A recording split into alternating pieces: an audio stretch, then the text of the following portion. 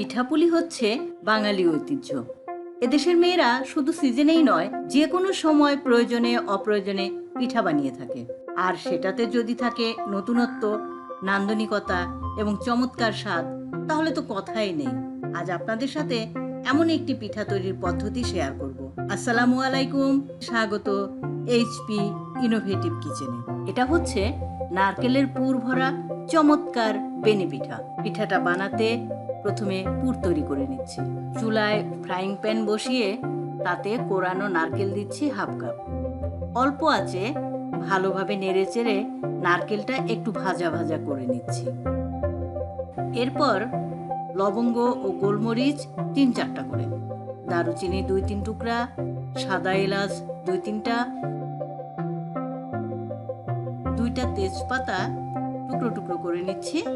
লবণ দিচ্ছি 1 চা চামচের 4 ভাগের 1 ভাগ, অর্থাৎ এ পিঞ্চ অফ সল্ট, যেটা মিষ্টি স্বাদকে করে অনন্য। ভালোভাবে নেড়েচেড়ে নারকেলটা একটু ভাজা ভাজা করে নিচ্ছি।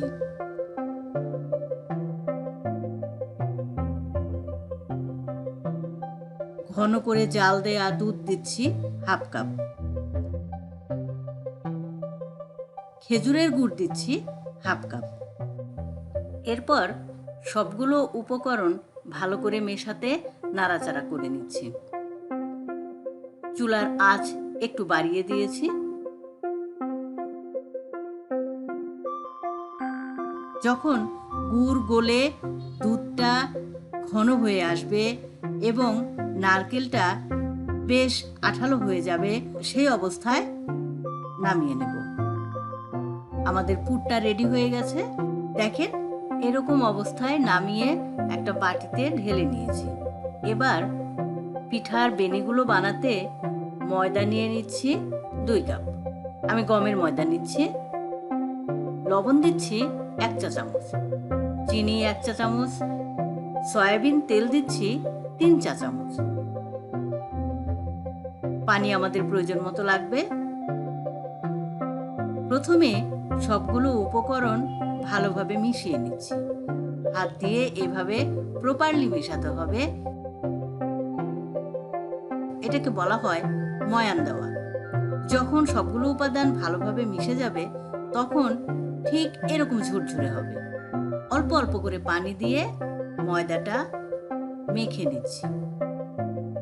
পানি অল্প অল্প করে দিতে হবে, কারণ একবারে বেশি পানি দিলে ময়দাটা নরম হয়ে যেতে পারে।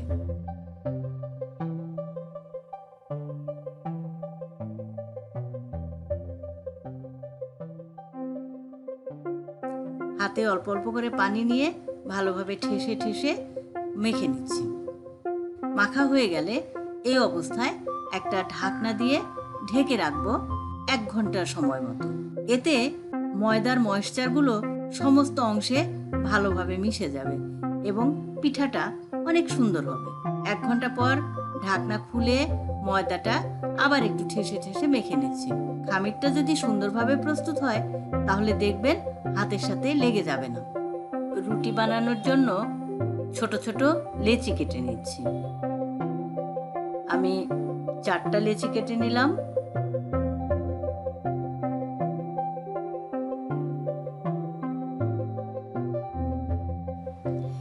এরপর রুটি বানানোর পিঁড়াতে শুকনা ময়দা ছড়িয়ে বেলে নিচ্ছি। রুটিটা বেশি পাতলা বা পারফেক্ট গোল হওয়ার প্রয়োজন নেই। স্বাভাবিক ভেজে খাওয়া রুটি যেমন হয় তেমন হলেই হবে। রুটিটাকে 2 ইঞ্চি চওড়া, 3 ইঞ্চি লম্বা করে কয়েকটা টুকরা করে নিচ্ছি। এরপর একটা শীট নিয়ে একপাশে পুরটা এমন চিকন করে বসিয়ে দিচ্ছি।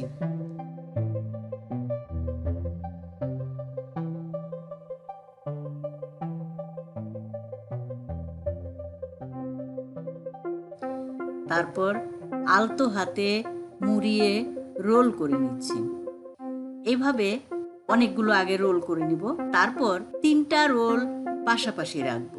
এরপর মাথার অংশে চাপ দিয়ে সামান্য আটকে নেব এবং প্রত্যেকটা অংশ পেঁচিয়ে চুলের যেরকম বেনি করা হয় ঠিক সেরকম ভাবে বেনি তৈরি করব।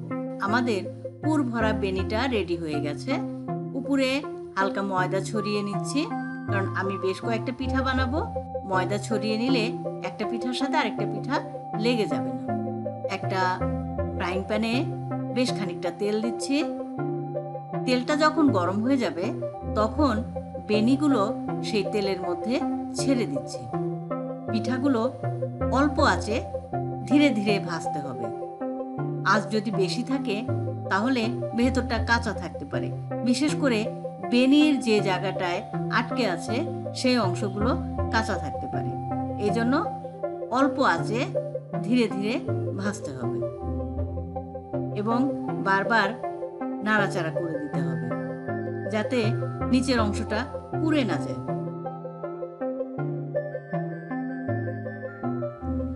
এই পিঠাটা ভাজা হয়ে গেছে।